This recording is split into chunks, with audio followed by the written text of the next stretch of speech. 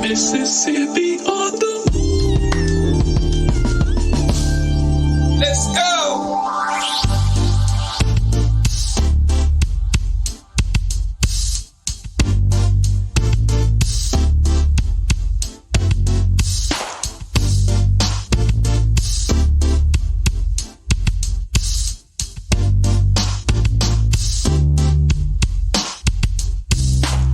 Deep in the delta where the willows grow, in the soil stained by the blood of my ancestors. Punch bowl voices call out to my soul for justice. The wicked will reap what they've sown. The spirit of Aziz is back on the rise. Soldiers in the delta kept it alive. Time to stand up, take our place in the sun. Understand the time and what must be done. Mississippi on the move. Mississippi. Mississippi. Mississippi on the move. Mississippi. Sip. Gotta make a move and take control. Have something we can call our own. So shine your light, help the people see that now is the time for us to be free. And if you waiting on the pie in the sky, you better wake up fast. They told you a lie, cause big fields await the wide awake man. Elijah's got the master plan. Mississippi on the move. Mississippi. Mississippi. Mississippi on the move. Mississippi. Sip. Injustice, we've had enough. All of our divisions we're breaking up.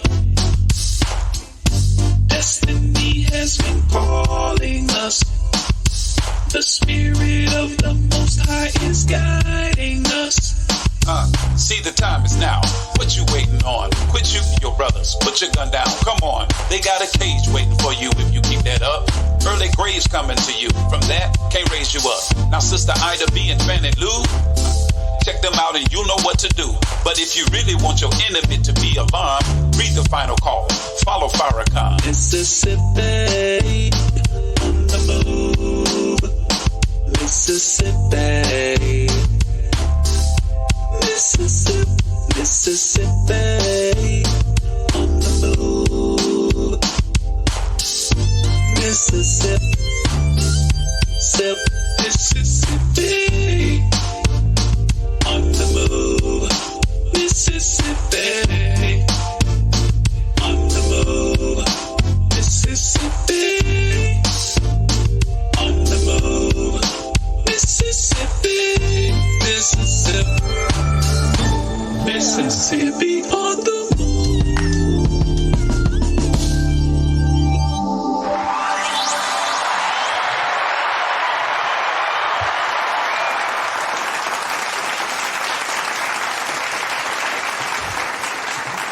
And assalamu alaikum, peace be unto you, and welcome to another edition after a 2-week layoff of the Mississippi on the Move podcast. I am your brother Abdul Shaheed Muhammad. I am expecting the arrival of our brother Kenneth Muhammad shortly. He has a lot of stuff to do, so God willing, he can get himself broken away for tonight's podcast. We got a special one lined up for you, but before we get into it at all, please allow me to begin in the name of Allah, the Beneficent, the Merciful. I bear witness that there is no God but Allah, and I bear witness that Muhammad is his messenger. We, as spiritually mature people, don't argue over the names by which the divine creator is known. We know and understand that people of other faiths refer to him by a name different than that of Allah. Some call him Jehovah, some call him Jah, some call him Yahweh. We honor and respect those names. We believe in all of the prophets of the sacred text of the Old Testament or the Torah, and of course the Gospel of the New Testament, and certainly the Holy Quran. Please allow us to greet you with the greeting words of peace in the language of all of the prophets of Assalamu alaikum. Those words simply mean, may peace be unto you. Well, brothers and sisters, we've been away for a couple of weeks. We had some conflicting events that happened during our broadcast that I had to certainly be in attendance. So we had to lay off a couple of weeks, and I know it was probably odd. I hope you all didn't miss us too bad. But we're back tonight, and we got a special broadcast tonight. For the first 15 minutes, you will hear us. You'll hear us throughout the broadcast, but for the first 15 minutes, it will be exclusively the Mississippi on the Move podcast. But at about 15 minutes after, we will plug in to the Elevated Places podcast to work together. Simultaneously, we'll be simulcasting with them. And I've been invited by our dear brother Darius Muhammad, the husband or widower of our beloved sister, student minister Dr. Ava Muhammad. May Allah be pleased with her. Invited me onto that platform to participate in a conversation with the cousin of Emmitt Till, Sister Ali Gordon, along with Sister Charlene of the Final Call and Dr. Ridgely, our farmer in the Nation of Islam. And I was contacted by my dear sister and friend, Sister Donna Muhammad. So we are looking forward to that. But for the first 15 minutes, we're going to get our announcements and things in that we need to make known to our listening audience. We hope and pray that what we share this evening will be beneficial to you in terms of information and informing us and encourage us to stay on, as we say as Muslims, Siratul Mustaqim, that is the straight path. But tonight's program is entitled The Strength and Legacy of Mamie Till-Mobley. The question is asked, has Mississippi changed 67 years after the murder of Emmitt Till? Has Mississippi changed 67 years after the murder of Emmitt Till? That is a question we are going to explore this evening. And please remember, as we explore this particular subject matter, please be reminded of our axioms, as we say. Those are our guiding principles. We're not going to get in our feelings. We really want to look at things as they are, that we won't get overwhelmed or consumed about what we feel about a thing, but just look at it as it is. So we give these axioms, the first from the Honorable Louis Farrakhan, wherein he says, he who gives you the diameter of your knowledge prescribes for you the circumference of your activity. As you see in national news, the ordeal with our brother Kanye West, and he can't even express himself because he's now thinking outside of the diameter of knowledge that was given to us. So is our brother Kyrie Irving, and you are seeing the thought police patrolling, trying to beat back a man who should have the freedoms that they say he has. So we are seeing it in real time that black people are still not free. Second axiom from the Honorable Minister Louis Farrakhan, he says, a slave is one whose power and authority is ruled over by another and whose sphere of freedom is limited according to the wishes of his master. Third axiom we like to use from the Honorable Minister Louis Farrakhan, he says, when you see a man fall, don't laugh, learn. Because you're on the way up, and the things that tempt people to fall, you and I are not free from that temptation, nor from the weakness that will cause us to stumble and fall. When you laugh at somebody else's fall, white or black, rich or poor, your enemy or your friend, you're laughing and opening a way for your own demise when you do that.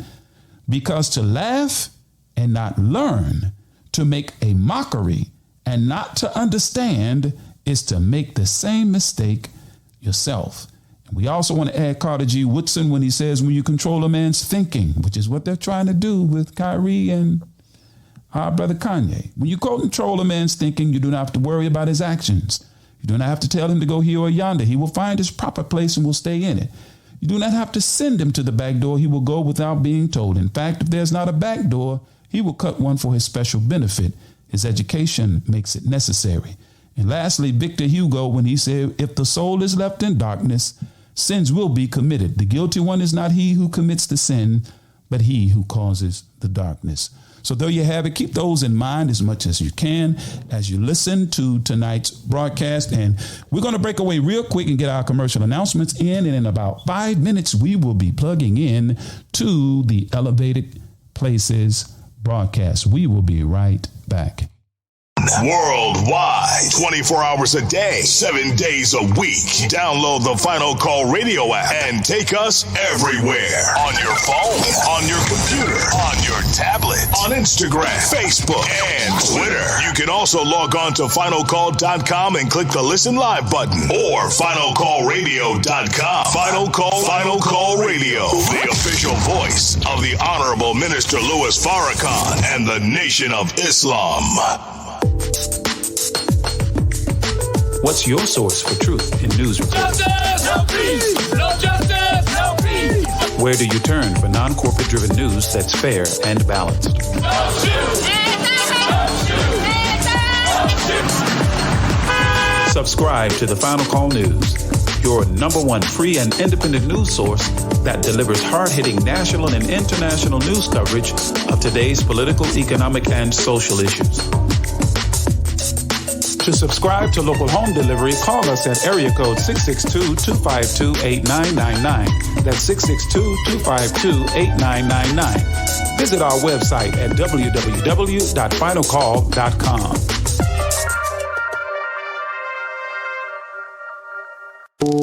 The Urban Indulgence Bath and Body Boutique. At Urban Indulgence, we pride ourselves on offering quality, effective skincare. Handcrafted with plant-based, skin-loving ingredients, our soaps and body butters will give you luxurious lather and ultimate moisture. Experience The Urban Indulgence at 3314 Poplar Avenue in Memphis, 3 blocks west of Poplar Plaza, or shop with us online at theurbanindulgence.com. theurbanindulgence.com. And we're back on the Mississippi on the Move podcast. I am your brother Abdul Shaheed Muhammad. Momentarily, we will be plugging into the Elevated Places broadcast with our sister Charlene Muhammad and Dr. Ridgely, with the host that they have on the line with them, the cousin of Emmitt Till, Sister Ali Gordon. We will be discussing the legacy. Of course, she will be handling the lion's share of the legacy of our dear sister who suffered one of the most extreme tragedies that any mother could suffer, in the loss of her son and the manner in which he was taken from her, Emmitt Till. Sister Ali Gordon will be discussing that.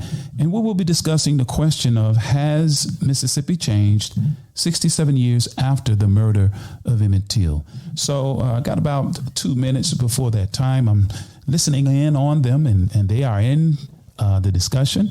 And I hear our sister Ali Gordon talking about Sister Mamie Till and how she struggled for change and how she allowed tragedy to be a catalyst, if you will, to bring awareness to what was happening in that time to our brothers and sisters in the Delta, in the Mississippi Delta. And even today, brothers and sisters, we see the same thing happening today with brothers and sisters in the Mississippi Delta today. And I will be bringing to bear some numbers. I want to send a quick shout out to my brother William Muhammad down there in West Point, Mississippi. Thank you, dear brother William, man, for the work that you did, the leg work and gathering information and data for us to present tonight. See, we don't do this by ourselves. We got people that aid and assist. So thank you so much, brother William. I want to thank also my brother Kamal Kareem for sending me documents that are receipts as it relates to what's happening now in the Mississippi Delta. And brothers and sisters, you're going to be a bit taken aback. I just got to be honest with you. You're going to more than likely be a bit taken aback at the fact that the thing that you think doesn't exist, it exists in a way that you probably would not believe, because these kinds of egregious miscarriages of justice, injustice that happen simply don't make CNN, MSNBC, and your major mainstream news outlets. And this is why a podcast like this becomes important, particularly to our community, because you're not aware and they're not going to tell our story. And this is also what makes that newspaper that we just did a jingle on, The Final Call, so very, very, very, very important. We have to understand, dear family, that we live in a world that is very, very indifferent, meaning, it doesn't matter to them one way or another. as it relates to our well-being, the improvement of the quality of life for ourselves. And that's really not out of the ordinary. It's really not. Okay, we're fixing to. Assalamu alaikum.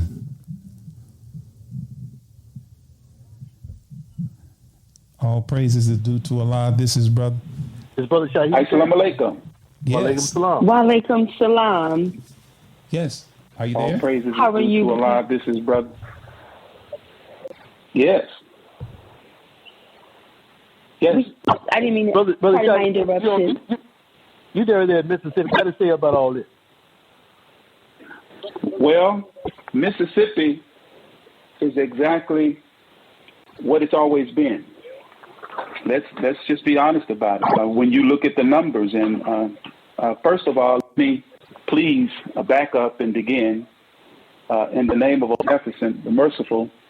I bear witness that there is no God but Allah, and I bear witness that Muhammad is his messenger. We want to thank Allah for all of the prophets and all of the scriptures revealed to the whole of humanity. And we want to thank Elevated Places for having us on. I'm asking here because we've been blessed to bring our audience this conversation from the Mississippi on the Move podcast. Please allow me to all of you, Brother Darius, Sister Charlene, and Brother Dr. Ridgely for inviting us on part of this important conversation that evokes a level of pain, if you will, when we revisit this conversation. I didn't have to really listen to the commentary right before I got on, as I just multitasking. But based on what we're talking about, that we asked the question, has Mississippi changed 67 years of Emmitt Till? The answer to that question is an emphatically no. Anytime there's a historic marker that's erected in remembrance of the tragedy of the loss of a 14-year-old child in this day and time, people will go to that mark and fire high-powered weapons at it. Speaks to that Mississippi has not changed. And these were college students doing this. The reports, and it made the news. Going on in Mississippi, and you're still having multiple instances of black men being found with no explanation solved, no accountability, no one being held accountable. You all remember, if you may remember, back in 1993, I think it was one of the student ministers of the Honorable Minister Louis Farrakhan, I think it was Brother Susan Charles, where his son was arrested and ended up cell in the custody of one of the, I can't remember the local police department's name, but this kind of thing continues. And all the way up, dear family, since I've been there, several reports of brothers and sisters, this kind of thing. I mean, I even have the names of people like Raynard Johnson, the 70th. This brother was lynched in June of 2000, found hanging. Okay, no one knows what happened. 23-year-old in 2000, January of 2000. Revealed, April of 2004. Frederick Carter, 26-year-old man. December of 2010, Craig Anthony 2011, Otis Bird, March of 2015. We're not saying 1995, we just said 2015. Farrell, May of 2017. So I want to leave out DeAndre Hopkins, I think, May of 2019. So this was just 2 years ago. And this is a list that were hung, found lynched. And that's what happened. Local authorities are indifferent about weapons, and the list goes on. There are other names. And when you look at it and you get an opportunity to talk to the people in the different communities, the various these incidences are happening, then what's happening, just as it was in 1955 with our dear brother Emmitt Till, same thing is going on today. And that's where my mind is. Please allow me. I left out the fact I wanted to greet our dear sister, a cousin of Emmitt Till. Sister, it is an honor to share this platform with you, ma'am. And also be invited to share with you guys. Thank you. Thank you for that, Brother Student Minister Shaheed, and also that's in the name of Allah with your opening. Mrs. to just double back a little bit briefly and ask you to speak about, as we reflect on Mrs. Mobley, some of the initiatives that placed and developing in her honor, because as we spoke of, you said this was not just a woman to be remembered as someone who that was taken and killed, but what did she experience up through the time that she did depart this earth? She went through a lot of pain, suffering, upon that any mother would, but however, I'm sure that hers was more intense, if I could say so, because of the manner in which she lost her son. She wasn't able to be with him and to see how he was mutilated and beaten and tormented. I'm sure I lost pain that I feel from 2020, and I was from natural causes. And I can only imagine still what Mamie, Mrs. Mobley went through, because to the manner in which she did. I just don't think that I would have survived. So God gave her some strength. It had to be from God. She always said that was to lose Emmitt. He said that he was the sacrificial lamb, and he had to meet his demise in order for us to achieve the liberties that we have today. And as the gentleman said, the atrocities are still occurring, because I recently, down in Louisiana, I think the kid's name was Raheem. I can't remember, Macmillan, I think. He was shot in the head. The cop emptied the gun on him. And he didn't have it. So it's still happening. Mrs. Mobley, let's back up a little bit. Most people were stuck on 1955 because that's when it was put to the eyes of society. But I think the journey started when she even had Emmitt. I was just reading somebody, even when she migrated from the state of Mississippi, they talked there when she was in Mississippi and when visiting, she went into the store and all she wanted was a roll of toilet paper. And they laughed at her and taunted her and told her to go use corn shucks or whatever. I think that was one thing she went through. She integrated the drugstore in Summit, Illinois, where he was only maybe 18. She married Emmitt's father, Emmitt Lewis Till Sr., their first date, and they went in and they weren't usually allowed to in the drugstore, just as in Mississippi. For some reason that day, her soon-to-be husband, Emmitt Sr., he decided that they were going to sit at the parlor and eat, and they did, and then other black youth started to come in. So that integration there in Summit. They are right now erecting a statue, get 22nd, at Argo Summit High School, where she was only the fourth black student to away from Argo Summit, and she did graduate with high honors. And now today, I noticed that they are to have had her as a student, that they are erecting a statue that was created by a black young lady by the name of Sonia Henderson, and she did a magnificent job capturing the spirit of Mrs. Mobley.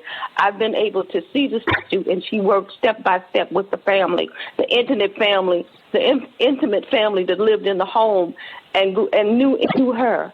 Not like some people are making movies and poems and whatever, and they haven't consulted the family at all. They're going by what's written in the book about hearsay. So she had started her journey. She started her journey long before she had Emmitt. Thank you. Pardon me. Go ahead, sister. There's many other things here, but we can continue with the program, and I can jump in from time to time, because I don't want to take up all your time. No, actually, feel free. I had a delay. I mean to interrupt you. I thought there was a pause there, but we hear your insight. I was just going to say for the callers, the listeners, we will be taking your calls. You may call 56399 3065 999-3065 and press 1 in the queue. Also, visit Meanwhile. His mother never could accept that, and she had suffered so much until I think Uncle Mose told them, just let her have that peace. So when she did pass away, the cousins that was there said that he did whistle. But none of that other stuff occurred or happened. I thought that the movie put too much emphasis on the wallet with white picture in it. Back in the day, as I understand, they did buy wallets and they did have these paper pictures in it. But the emphasis that they put on that, I thought, was giving a little bit too much credit to whatever they're saying, going up to what they're leading to as far as him whistling at her. Got it. And then, pardon me? I think there's some feedback. If anyone has the show on as well as listening, if you could probably mute, because I do hear the show in background. But what about the question of were black men really involved in his kidnapping when he was first taken from the house? Yes, as I understand that there were 3 black men involved. And as we understand, these black men worked for Mylan and Bryant, and we don't know under what duress they were forced to accompany them with the kidnapping. I don't think, in my heart, I don't believe that black men would have willingly did what they did or helped if they did not feel that their lives was as well in jeopardy, if they did not follow the order from the white men. So there was 3. Definitely 3. There was definitely 3 black men involved. Yes. Thank you, Dr. Ridgely or Brother Student. I know, right? I hear the wow, right? It's heavy. I know that was. I'll yield to Dr. Ridgely. That was me saying wow, but well, I guess I said no. Go ahead, sir. Go ahead, beloved. When you have a pit bull, and the pit bull's master lets his chain loose and tell him to stick, on somebody, who's at fault? The pit bull or the one who said stick him?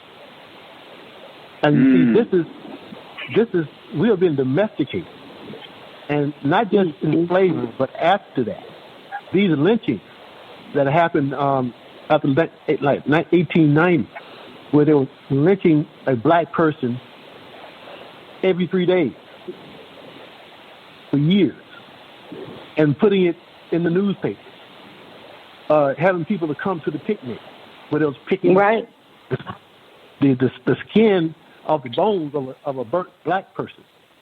So these things are made to continually put fear in us, and now we have these high-tech lynchings, the way they're doing Brother Ye, formerly known as Kanye. These are high-tech lynchings now. These are to remind us, to put us back in our place, and to continue the development of the ingrained. They say, why don't you just get over slavery? Well, after slavery, from 1865 to 1910, we bought 16 million acres of land. We put up 60 cities.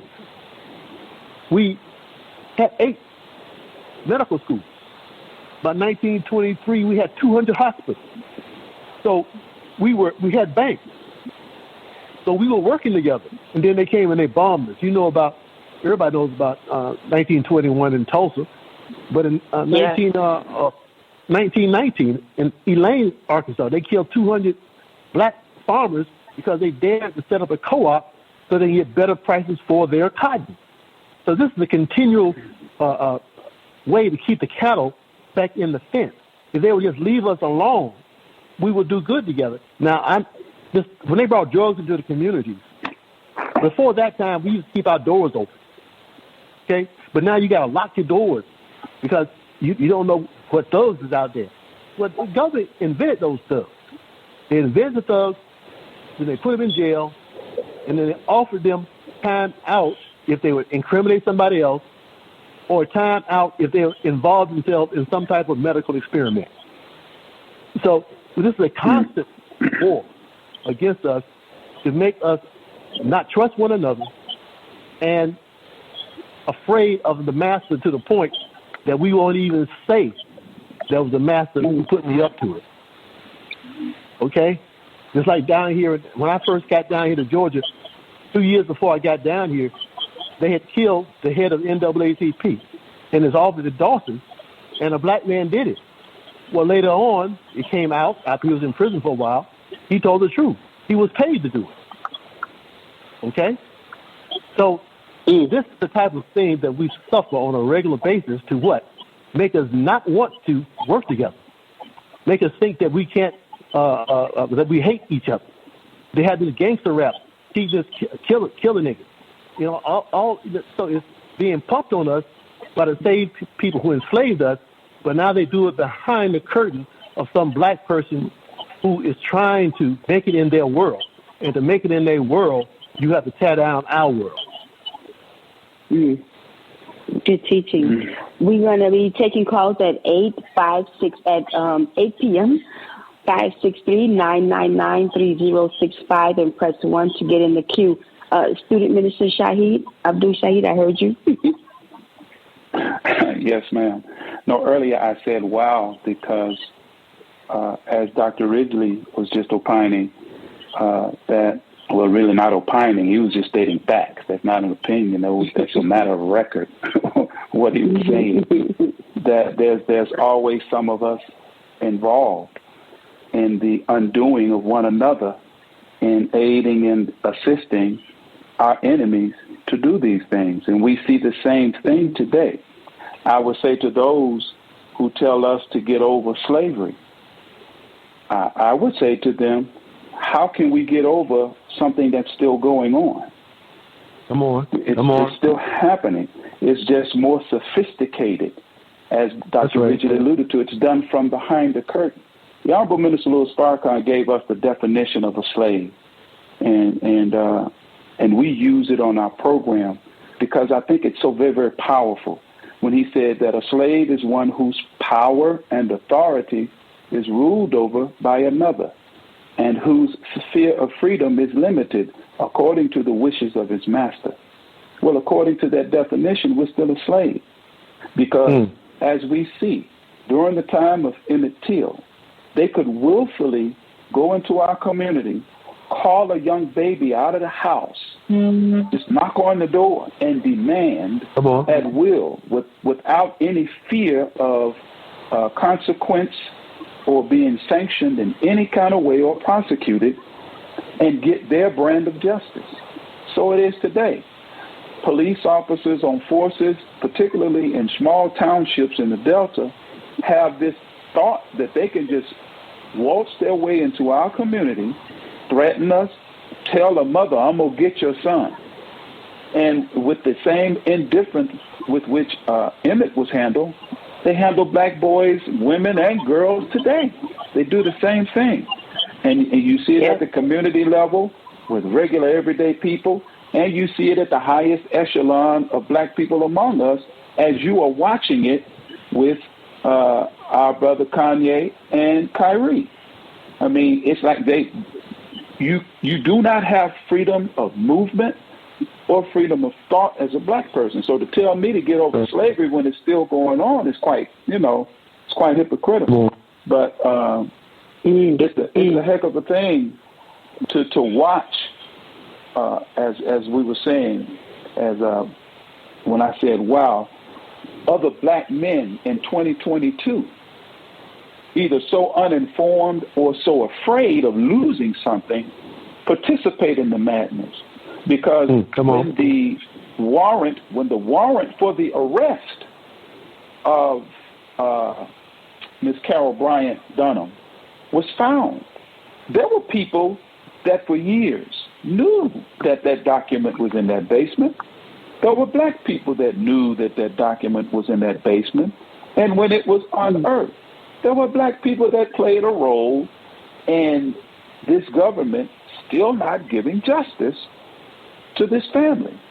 And for whatever reason, as I understand it, years ago, it was because she was a mother and this, that, and the other. Okay. Well, what was the reason today? Was it because she was too elderly? Was that the reason? Well, they didn't see a problem with locking up 83-year-old Bill Cosby.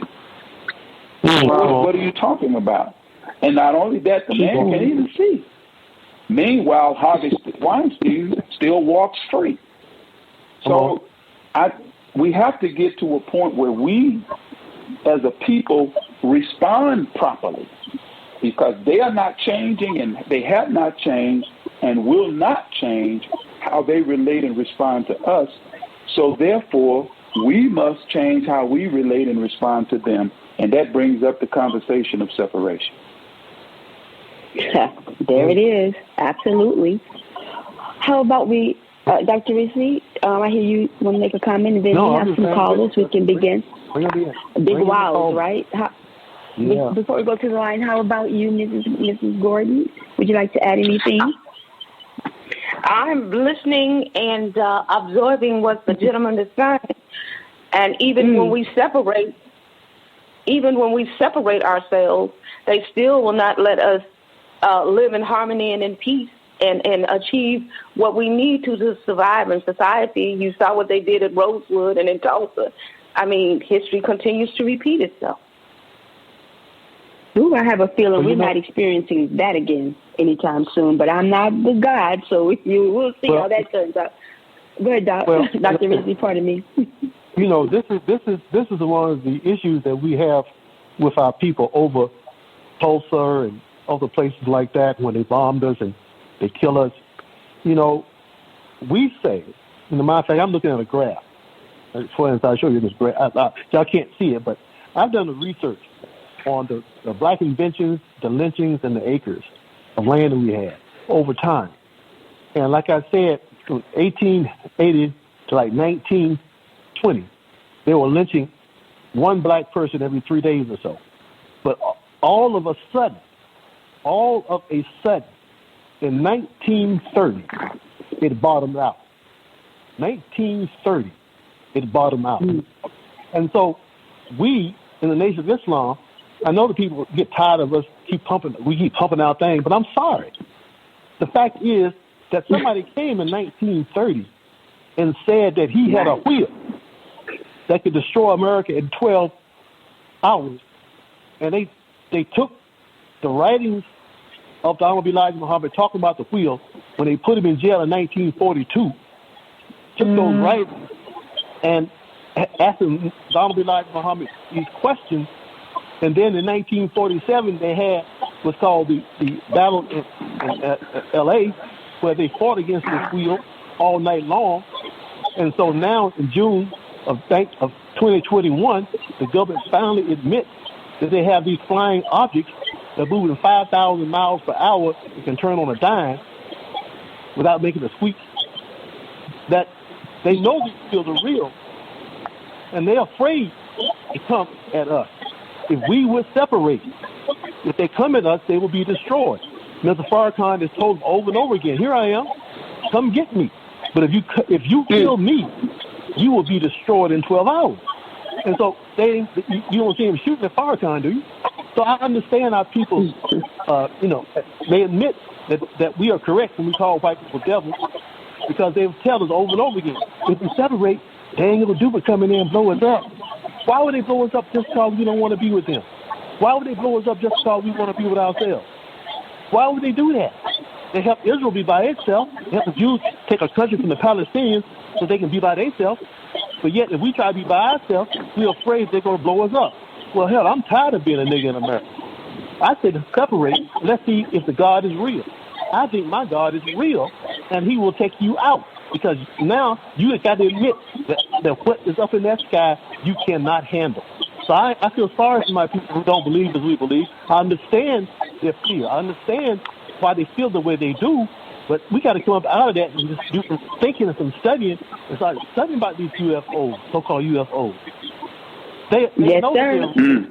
Now tell me, what are they doing out there?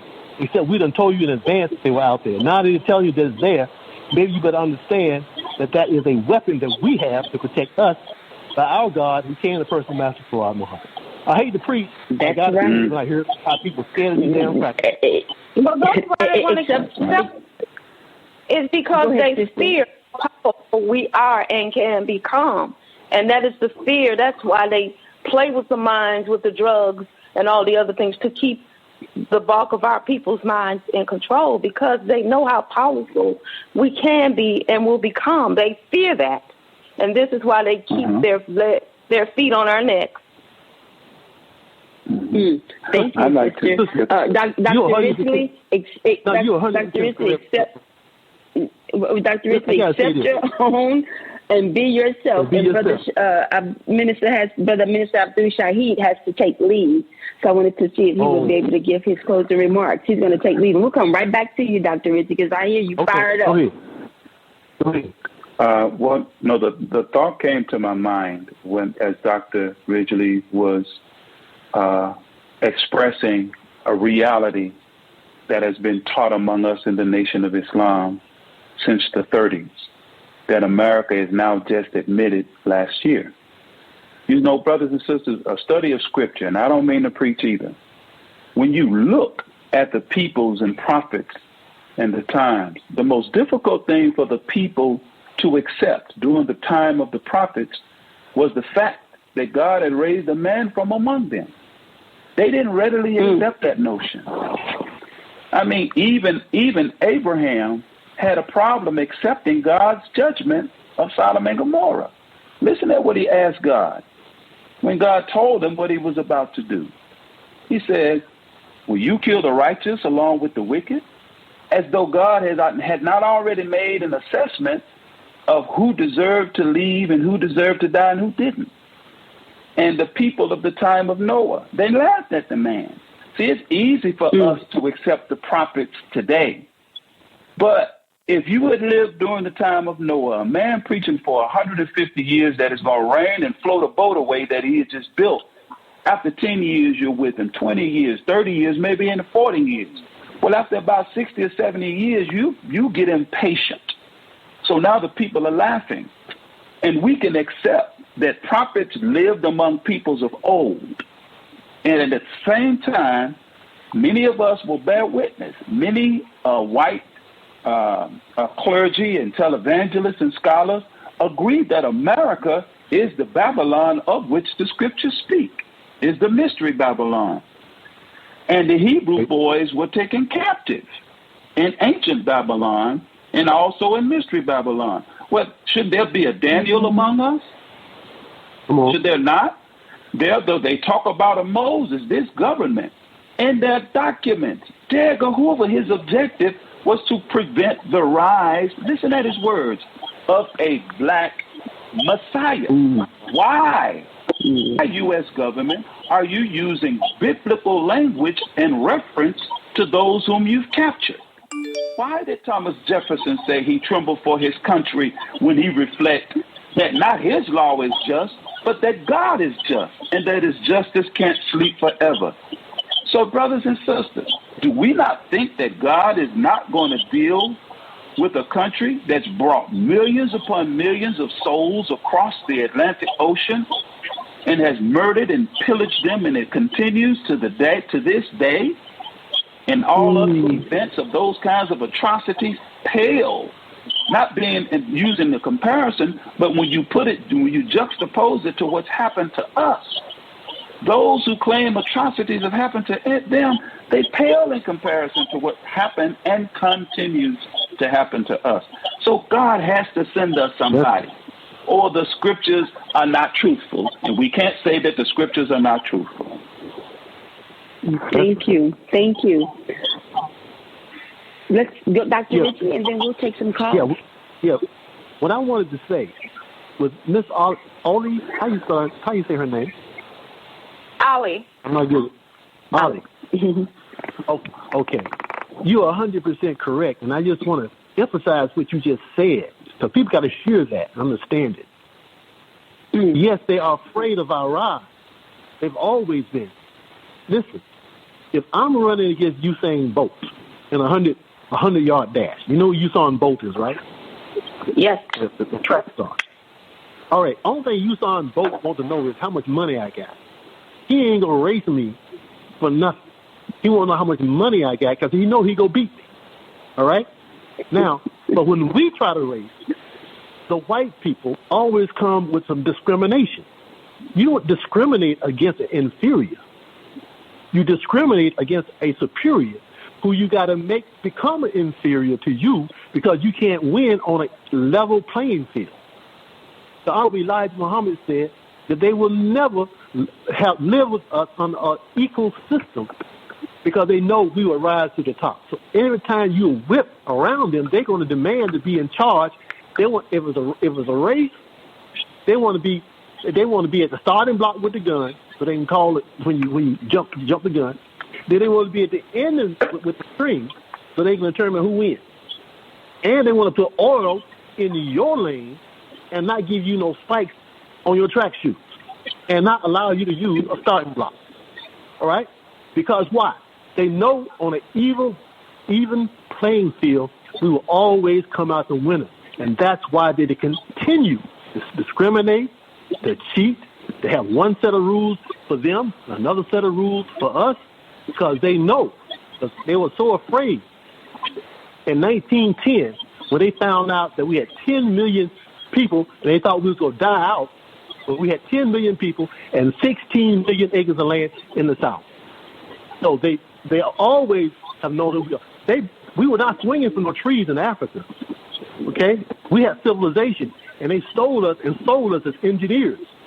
Read the book that we put out, the research team, Jews Selling Black. They sold us as engineers to each other. So we built this country for them.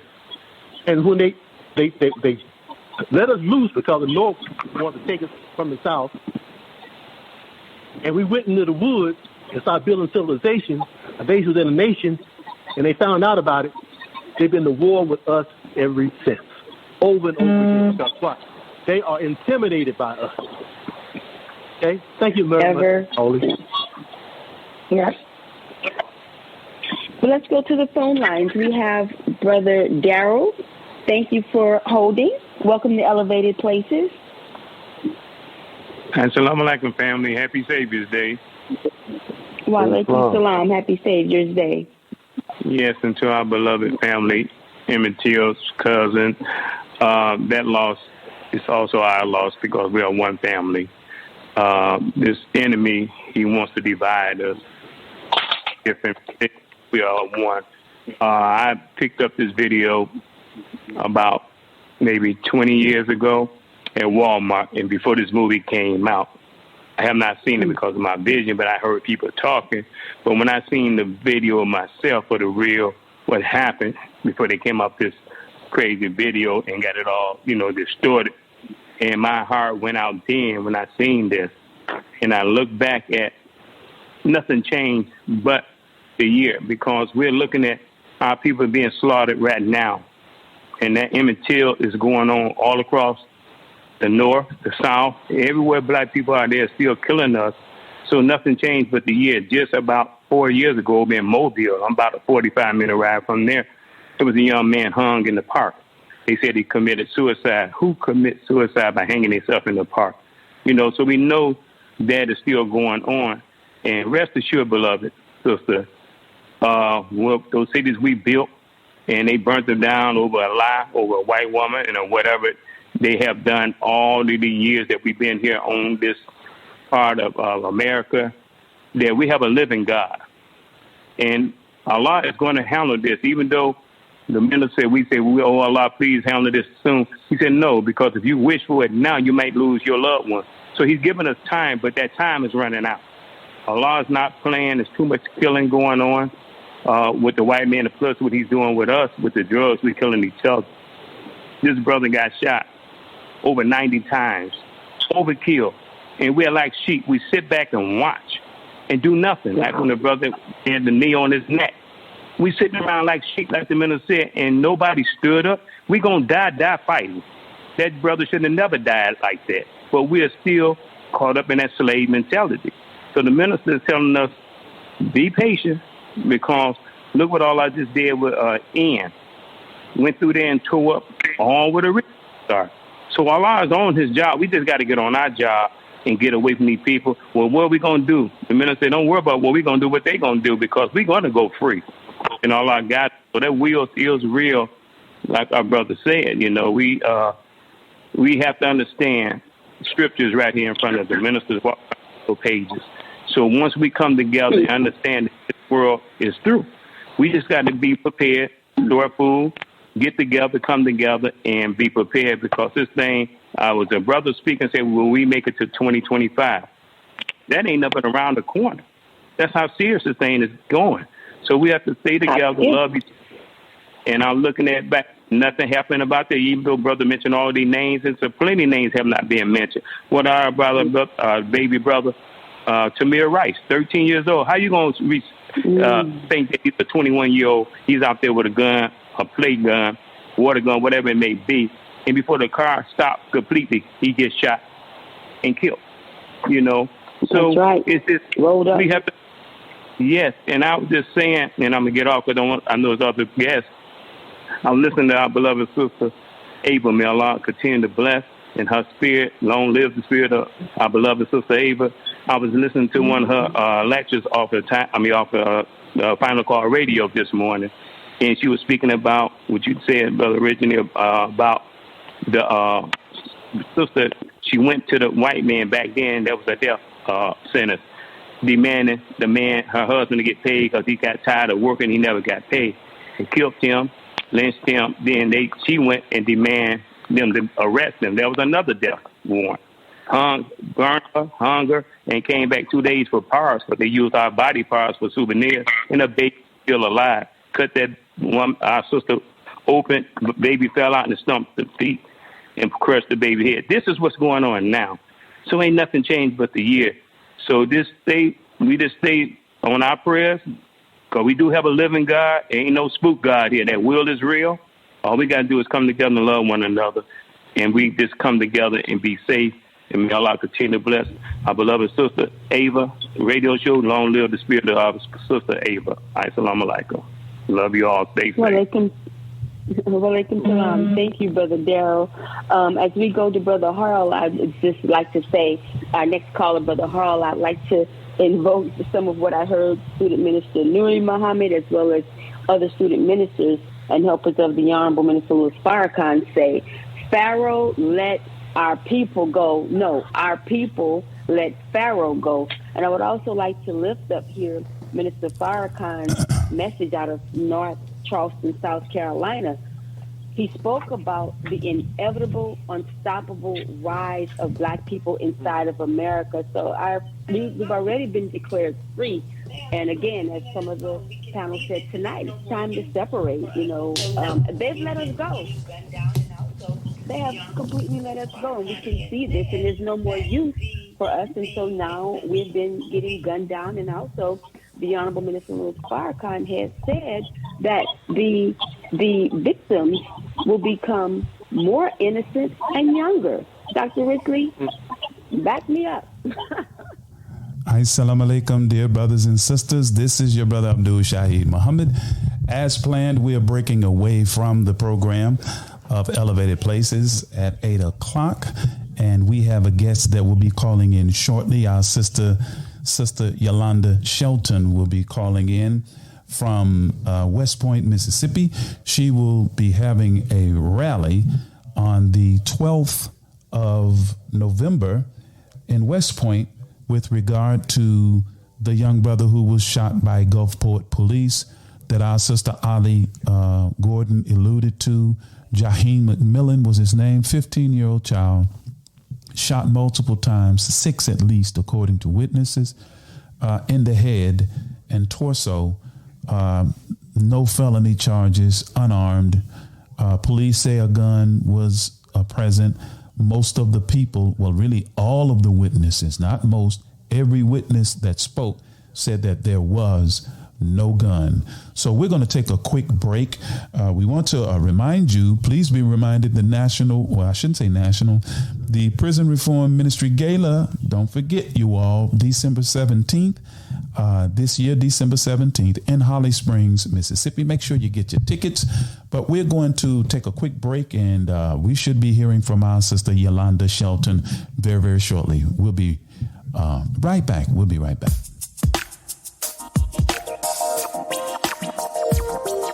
Come celebrate with us on Saturday, December 17th at 5 p.m. at the Nation of Islam's 4th Annual Prison Reform Ministry Gala at the Multipurpose Center located at 235 North Memphis Street in Holly Springs, Mississippi. Come celebrate Saturday, December 17th at 5 p.m. For ticket information, call 615-484-2377 or 901-506-7306. The Nation of Islam Prison Reform Ministry. Oh my God, what a start. For me, the Prison Reform Ministry represents salvation. It represented to me vindication, confirmation. As I began to study Islam under the teachings of the Most Honorable Elijah Muhammad, my thoughts began to develop and my thoughts began to grow as a young man. And it gave me a renewed sense of faith and confidence. It gave me a different swag. It gave me a different level of power. It gave me a different level of hope, something I never knew or had before. Prison reform, under the teachings and guidance of the Most Honorable Elijah Muhammad and the Honorable Minister Louis Farrakhan, made me a better husband, a better father, a better grandfather, a better brother to my brothers and my sisters. Prison reform. It took a former drug user, drug seller, alcohol drinker, an abuser of women. It took me from this kind of life and made me into the man that God is making me into. This ministry changed thousands upon thousands of black men's lives in state and federal penitentiaries. This ministry saved my life. These teachings, the brothers was there from the beginning to the end. Every single month, they're there. Now, I'm 3 or 4 hours away from their home. And not only that, when I got out of the prison, they gave me a job. I didn't have a car. They said, hey, go pick Brother John up and make sure he gets to the mosque. When I first got out, I lived in a hotel room. The Nation of the Prison Reform Ministry will raise money to help me pay for my hotel room. I'm talking about a follow-through. Not only that, I'm born and raised in St. Louis, Missouri, put me in a car with his family, and took me home to see my family in St. Louis. Now, how come you can't get behind a prison ministry like that, man? This is Brother Eric Muhammad from Muhammad Mosque number 60 in Nashville, Tennessee. I've been a volunteer in the Prison Reform Ministry for over 20 years. I've had the opportunity to see how the teachings of the Most Honorable Elijah Muhammad has changed a lot of people's lives, a lot of men's lives that have been incarcerated, that the institution classified as irredeemable. But once we were able to get in and give them what the Most Honorable Elijah Muhammad has given us, their lives changed. A transformation takes place. We want you to come down December the 17th to our 4th Annual Prison Reform Gala and meet and see some of these men. Hear some of their stories of how the teachings saved and changed their lives. For more information, call 615-484-2377 or 901-506-7306. Mississippi on the move.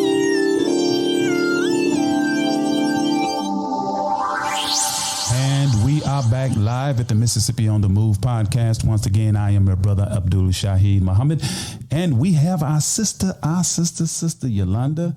She should be on the line. Sister Yolanda, are you there? Yes, sir. I can't hear you good, sister. Let me see if I can bring you up. Okay, I got your volume all the way. Say something again, ma'am. Hello. I can hear you. Do you have on earplugs or? Yes, I do. Okay. Are they wireless? Yes. Okay. You probably need some hardwired ones. Otherwise, you'll have to turn your volume on the side of your phone. Oh, you can hear? Okay. Well, my wife says she can hear you fine. If the audience can hear you fine, I'll deal with the low volume coming through you. Sister, welcome to our podcast. Let's give her a round of applause. Sister Yolanda Shelton, she is. Sister Yolanda, thank you, sister, for taking time out of your schedule to be a part of our podcast for tonight. Why don't you just start by introducing yourself to our audience? Okay, how y'all doing? They can't respond. They can definitely hear you. I see them all online. They definitely are listening. Okay. First and foremost, I want to acknowledge the Creator. My name is Yolanda Shelton. I am the Minister of Information for the Southern Regional New Black Panther Party, also the chairlady of the West Point, Mississippi chapter. I was born and raised here in West Point. I have 3 kids that are grown. One grandson that's 5. I'm a traveling. I've been in the medical field for 19 years. I have a small black-owned business called Yo's African Jewelry and Accessories. Also, I'm a licensed bail bondsman for 5 years, hoping to start my own company in 2023. Wonderful, wonderful, wonderful. Now I can hear you nice and clear. I made just a minor tweak, and boom, you're coming in nice, loud, and clear. Sister Yolanda, we were just on the Elevated Places Blog Talk Radio that's on every Thursday at 7 o'clock. It was the concept and the program of our lately departed sister, student minister Ava Muhammad. May God, Allah, be pleased with her. And there are those who are continuing that Blog Talk Radio broadcast. And we were just on there with Ali Gordon, who is the cousin of Emmitt Till, and we were talking about the legacy of Miss Till and the strength of her to be able to endure what she endured. And then we asked the question, has Mississippi changed 67 years after the murder of Emmitt Till? And of course, the answer to that question is an emphatic no, because now there's a mother in Gulfport, sister, dealing with the same pain that Mamie Till has to deal with, that her son was taken from her in such a horrific fashion. And interestingly enough, he's just 1 year older than Emmitt Till. Emmitt was 14, and this young brother, Jaheim, is just 15, and he's just one of many. Give us, sister, in your own words and your own thoughts of what's going on with that particular incident and what's going to happen on the 12th with regard to the rally that you are organizing. I feel like she needs justice for her son. And we're going down tomorrow to do a rally in Gulfport, Mississippi, trying to bring awareness to the community that we all need to stand together to help her get justice. Yes, ma'am. Yes, ma'am. And that's one of the things that this podcast is endeavoring to do, dear sister, is to serve as a platform to bring awareness, more awareness. And if we can do what you're saying, sister, then we are with you 1,000%. We have to come together. We have to hitch our wagons. We as a collective have to look beyond the traditional lines that we have allowed to be drawn to justify us not working, at least having operational unity. Of course, we're not going to agree on everything, but that doesn't mean that we have to disagree to the point that we have a complete unwillingness to work with one another while at the behest of our open enemies. We don't have a problem working with them. Now, one of the things what's going to be going on this weekend in addition to the protest, because I had a conversation with brother Lorenzo Sims. Shout out to Zoe. I appreciate what you're doing, brother. And I saw the flyer associated with what you're talking to. What are some of the financial things in reference to what was on the flyer that's going to be done or that's in the planning of being done? We're going to be talking about financial as far as the event, what I'm going to have at the event. Well, no, as far as the economic moves we're going to make to get some justice. In other words, the same kind of thing that Medgar Evers did with respect to the boycotts, and just not necessarily boycott in the sense that the word is understood, but start behaving in an economic fashion that we support ourselves to the benefit of ourselves. We ain't trying to slight nobody else, but we need to feed ourselves first. So what do you see that going? Okay, I plan well. What I tell my people in my organization, it's time to start supporting Black-owned business. We have a lot of brothers and sisters that own business, and sometimes people don't even want to support them, but it's time for us to start now, because just like with the dollar store, we need to start boycotting these places and start spending our money. And if we do that, then we can make a difference. Yes, ma'am. Yes. That stratagem, sister, has always been successful. And my thoughts go to 1995 when the Honorable Minister Louis Farrakhan called for 1 million black men to come to Washington. One aspect of that event and that history that's very seldom talked about is the economic impact of black people not spending money for just one day, not shopping for one day, not going to work. Our children didn't go to school.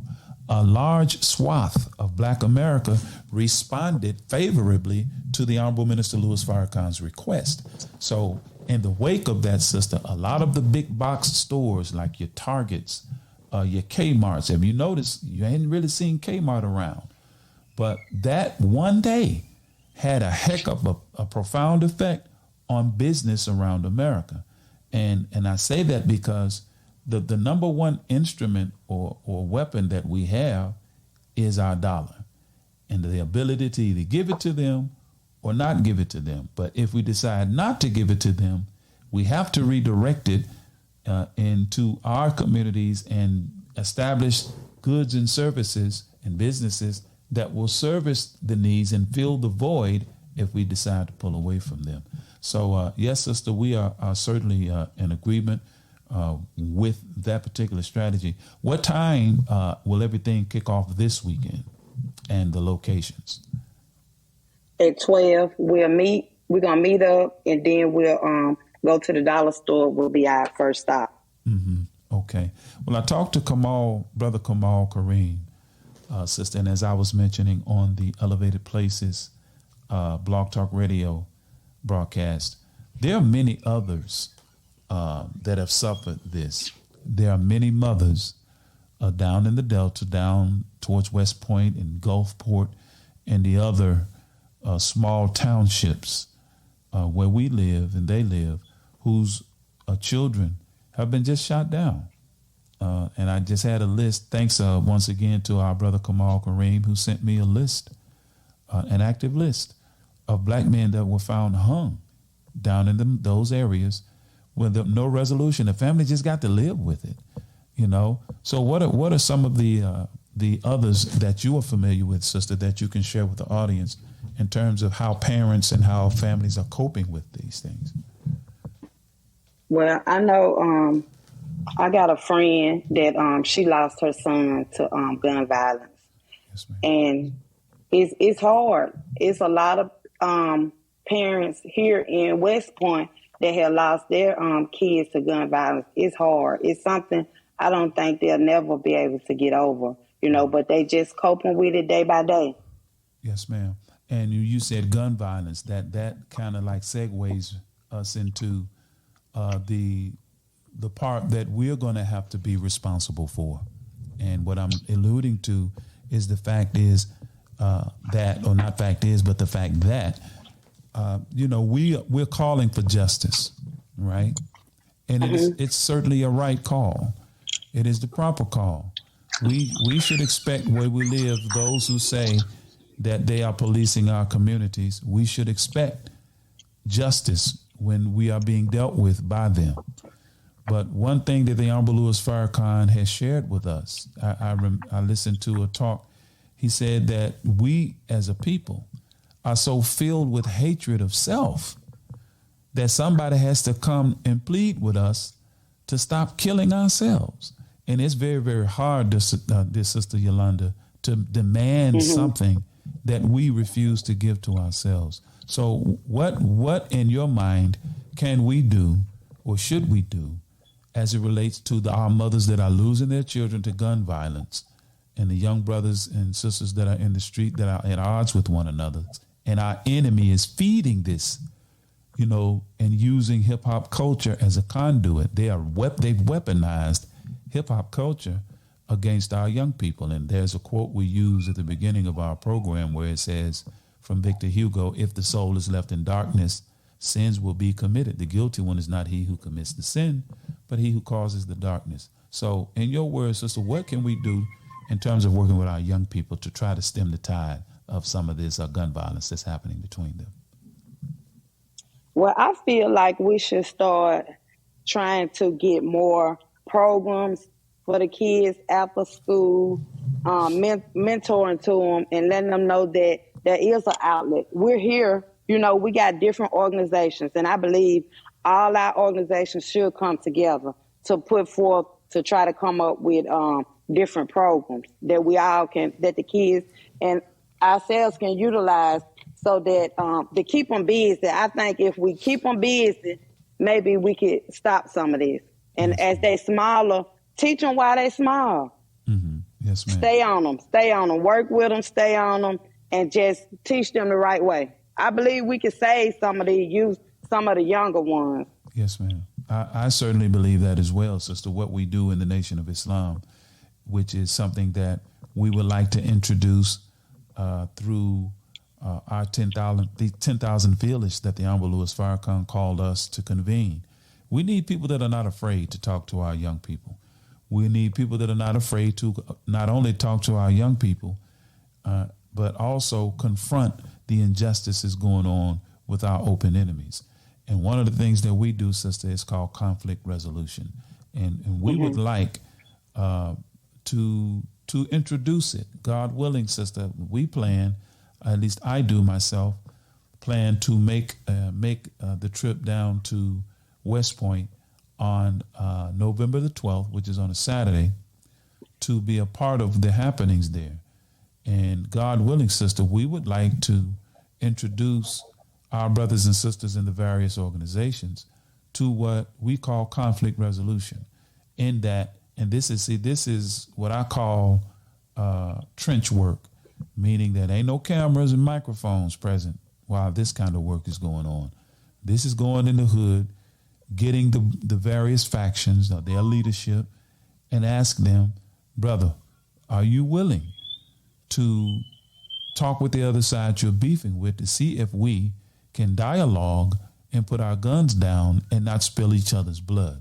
Because if the Palestinians and the Israelis can sit down at the table of diplomacy without killing each other, if all of these great nations where they have years and years of blood spilt between them can sit down and come to a ceasefire, why can't we go into our neighborhoods, bring our young brothers to a neutral location with an impartial party and say, look, brother, can we fix this without you all lurking one another and killing one another? What do you think about something like that, Sister Yolanda?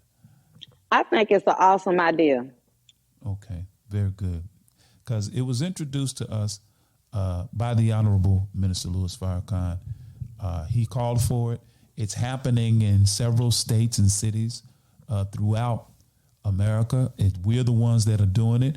You will not hear about it in the mainstream media because they do not have an interest in resolving conflicts between our young brothers. As you just heard, what's the rapper's name? It was on the tip of my tongue. Brother just got shot down in Houston, Texas. I think Drop It Off. I think, please forgive me if I'm, to the young people that are listening, if I'm not saying the brother's name right, but he's shot down, and where does it end? Here in Memphis, young Dolph was shot down. I mean, we can't come to the table of dialogue without taking these young brothers off the planet. And then we want to turn around and go make the demand that the enemy stop killing us. So we got a huge job ahead of us, Sister Yolanda. Who else is going to be involved in addition to your organization? And I think Brother Lorenzo, is he part of what you're doing? Yes, we are Panthers. Yes, ma'am. Are there any other organizations that are going to be involved other than the New Black NBPP? Okay. We got the an organization called Youth Against Gang Activity. Yaga. Yeah. Okay. Also, we got some GDs, some Stones, and some Vice Lords. They coming out too. They gonna be with us on that day. Well, great, sister. I think that's wonderful, and God willing, we'll be part of the contingency of people that loves ourselves enough to come into the community and do something to help bring justice for us coming from these local law enforcement agencies that feel as though they just got carte blanche, man. They can just come in our neighborhood and run roughshod. We was expressing that the same thing, the same mentality that existed during the time of Emmitt Till, where white men felt like they can just come and knock on any door in our neighborhood. You know, they felt comfortable enough, bold enough, and pull a young boy out of his house and take him off into the night for his family to never see him again. To my understanding, sister, one of the officers went to Jaheim, this young brother that just got killed. As we understand it, sister, and we carried that story in the recent issue, one of the recent issues of the Final Call newspaper, to the listening audience and to the brothers and sisters down in that area. This is another reason we push the Final Call newspaper, because it tells the story. We are not corporate driven, so when we write what happened, we get it from the source. We talk to the people in the community and find out what's really going on, because, of course, that local newspaper is going to report it slanted. And I would venture to say they have they not? Right. They have, and they sided with who, sis? I didn't. Repeat that again. Go back and repeat it again. I'm sorry. The local newspaper, when they wrote the story, how did they write the story of what happened to Jaheim? When I seen it, they were saying that he had a gun. He came out with a weapon. But the people on the scene said he didn't. Is that not correct? Right. I seen a white lady, you know, from what I seen from the videos, because I've been following it myself. I seen a white lady, she said that she seen everything. She said he came out with his hands up. And they shot him. And she said that she would be willing to tell anybody, you know, what she seen, because she felt like it wasn't right. Was she on the local news there to give that statement, or was it just online when somebody would, you know, recorded it and posted it on social media? Somebody recorded and posted on social media. They went to her car and they was talking to her while she was in the car. It's like she was so nervous that, you know, after she had just seen that, you know, it had did something to her. Traumatizing. She was traumatized. Yep. And I saw that video, so I know what you're talking about. And I wondered whether or not it was carried in the local news there. And of course, you just said it wasn't. And the local news reported that he did have a gun. So there again, sister, we have to tell our own story.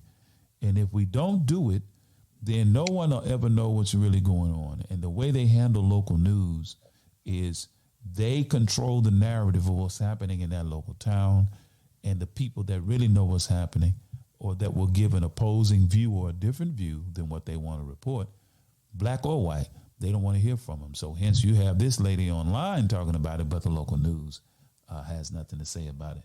Well, Sister Yolanda, we got about 7 minutes left in tonight's program, sister. We want to thank you for coming on. Anything you want to leave with our audience before you go, because I don't want to take all your time. Anything you want to leave with us concerning what's coming up in terms of events and what's going to be going on down your way in West Point in that area?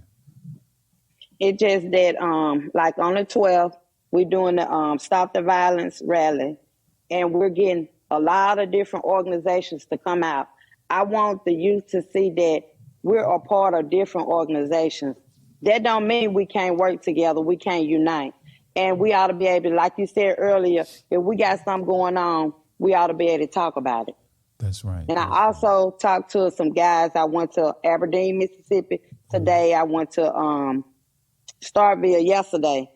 And I talked to some guys that's in different organizations, like street organizations. And I asked them if they didn't mind, would they come out and speak from a prison point of view? You know, like they done been in prison. They know what it's like. Right. And I was telling him, I said that I want the kids to know that when you go to prison, it's not what you think it is, you know. It's a possibility you might not even make it back to your family. And he was like, yeah, you're right. I said, I just want you to come down and educate the youth on that, because sometimes they thinking they doing something big, but really they hurting their parents and they taking somebody else's life. Right. Exactly. And they going to prison. That's right, sister. As a matter of fact, if you heard that jingle we just put out, we're about to, in Holly Springs, Mississippi, our National Prison Reform student minister, Abdullah Muhammad. We're going to be honoring him for 32 years of service. That effort is being spearheaded by really our brother who co-hosts this with me. He and his wife and some of the believers out of Mosque number 660 in Nashville.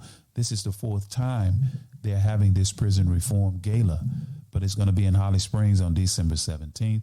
And what it is going to be about is many of the brothers who've been incarcerated, they're going to be gathering and basically fellowshipping and celebrating the fact that it was the teachings of the Honorable Elijah Muhammad that transformed their lives, that when they got out of prison, they came out and became productive men, husbands and fathers, and contributors to our community. So we'll be talking more about that. Matter of fact, I'm going to pump that one more time before we leave the air tonight. But once again, sister, thank you for coming on, Sister Yolanda. Know that this platform is going to be used by God's grace to help get the word out of what's happening to us down in those various areas. So until next time, sister, thank you for coming on. Please give all of our brothers in the new Black Panther Party down there our love and greetings, and God willing, we'll see you all sometime in the very, very near future. All right? All right. Thank y'all for having me. Yes, ma'am. Thank you, dear sister. There you have it, our dear sister, Sister Yolanda Shelton, who came on to be with us tonight. As you heard her credentials, she's a traveling nurse, among other things. She has her own business, and she's working. She's one of the officers in the Black Panther Party over several chapters and divisions there in that area. So, brothers and sisters, we're about at the end. We're about 27 minutes after the hour.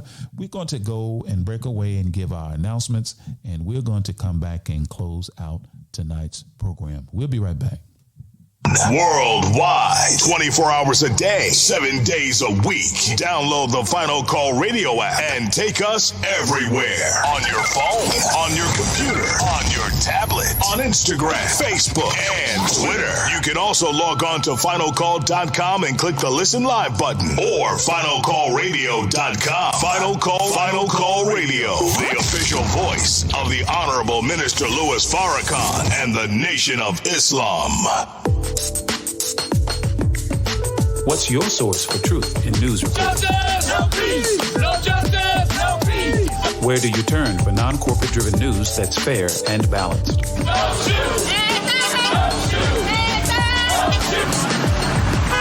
Subscribe to the Final Call News, your number one free and independent news source that delivers hard-hitting national and international news coverage of today's political, economic, and social issues.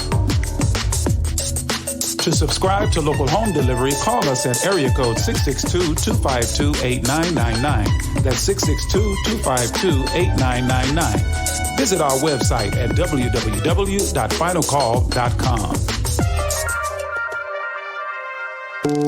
The Urban Indulgence Bath and Body Boutique. At Urban Indulgence, we pride ourselves on offering quality, effective skincare. Handcrafted with plant-based, skin-loving ingredients, our soaps and body butters will give you luxurious lather and ultimate moisture. Experience The Urban Indulgence at 3314 Poplar Avenue in Memphis, 3 blocks west of Poplar Plaza, or shop with us online at theurbanindulgence.com. theurbanindulgence.com.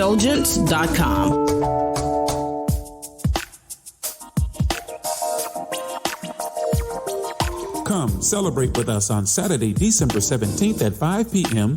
at the Nation of Islam's 4th Annual Prison Reform Ministry Gala at the Multipurpose Center located at 235 North Memphis Street in Holly Springs, Mississippi. Come celebrate Saturday, December 17th at 5 p.m. For ticket information, call 615-484-2377 or 901-506-7306. The Nation of Islam Prison Reform Ministry. Oh my God, what a start. For me, the Prison Reform Ministry represents salvation. It represented to me vindication, confirmation. As I began to study Islam under the teachings of the Most Honorable Elijah Muhammad, my thoughts began to develop and my thoughts began to grow as a young man. And it gave me a renewed sense of faith and confidence. It gave me a different swag. It gave me a different level of power. It gave me a different level of hope, something I never knew or had before. Prison reform, under the teachings and guidance of the Most Honorable Elijah Muhammad and the Honorable Minister Louis Farrakhan, made me a better husband, a better father, a better grandfather, a better brother to my brothers and my sisters. Prison reform. It took a former drug user, drug seller, alcohol drinker, an abuser of women. It took me from this kind of life and made me into the man that God is making me into. This ministry changed thousands upon thousands of black men's lives in state and federal penitentiaries. This ministry saved my life, These teachings, the brothers was there from the beginning to the end. Every single month, they're there. Now, I'm 3 or 4 hours away from their home. And not only that, when I got out of the prison, they gave me a job. I didn't have a car. They said, hey, go pick Brother John up and make sure he gets to the mosque. When I first got out, I lived in a hotel room. The nation of the prison reform ministry will raise money to help me pay for my hotel room. I'm talking about a follow through. Not only that, I'm born and raised in St. Louis, Missouri, put me in a car with his family and took me home to see my family in St. Louis. Now, how come you can't get behind a prison ministry like that, man? This is Brother Eric Muhammad from Muhammad Mosque number 60 in Nashville, Tennessee. I've been a volunteer in the prison reform ministry for over 20 years. I've had the opportunity to see how the teachings of the Most Honorable Elijah Muhammad has changed a lot of people's lives, a lot of men's lives that have been incarcerated, that the institution classified as irredeemable. But once we were able to get in and give them what the Most Honorable Elijah Muhammad has given us, their lives changed. A transformation takes place. We want you to come down December the 17th to our 4th annual prison reform gala and meet and see some of these men. Hear some of their stories of how the teachings saved and changed their lives. For more information, call 615-484-2377 or 901-506-7306. And we're back, brothers and sisters. Once again, thank all of you for tuning in. That's going to do it for tonight's edition of the Mississippi on the Move podcast. Again, I'm your brother Abdul Shaheed Muhammad signing off for this evening, and we leave you as we come before you as always with the greeting words of peace of Assalamu alaikum. Mississippi on the move. Let's go.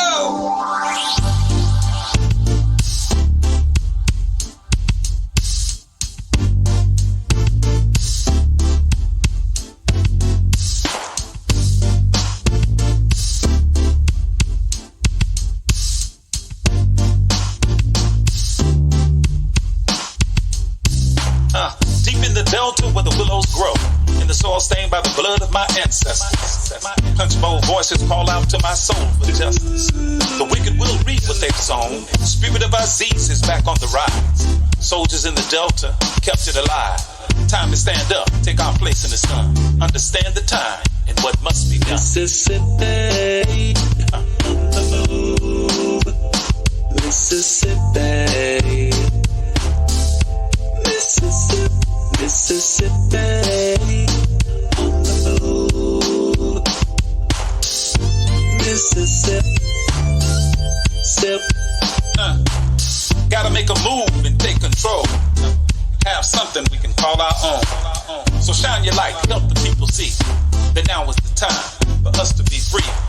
And if you waiting on the pie in the sky, you better wake up fast. They told you a lie, cause big fields are waiting the wide awake man. Elijah's got the master plan. Mississippi on the move. Mississippi. Mississippi. Mississippi on the move. Mississippi. Injustice, we've had enough. All of our divisions we're breaking up. Destiny has has been calling us. The Spirit of the Most High is guiding us. See, the time is now. What you waiting on? Quit shooting your brothers. Put your gun down. Come on. They got a cage waiting for you if you keep that up. Early graves coming to you. From that, can't raise you up. Now, Sister Ida B and Fannie Lou, check them out and you'll know what to do. But if you really want your enemy to be alarmed, read the final call. Follow Farrakhan. Mississippi on the move. Mississippi. Mississippi on the move. Mississippi. Mississippi on the move. Mississippi on the move. Mississippi on the move. Mississippi, Mississippi, Mississippi on the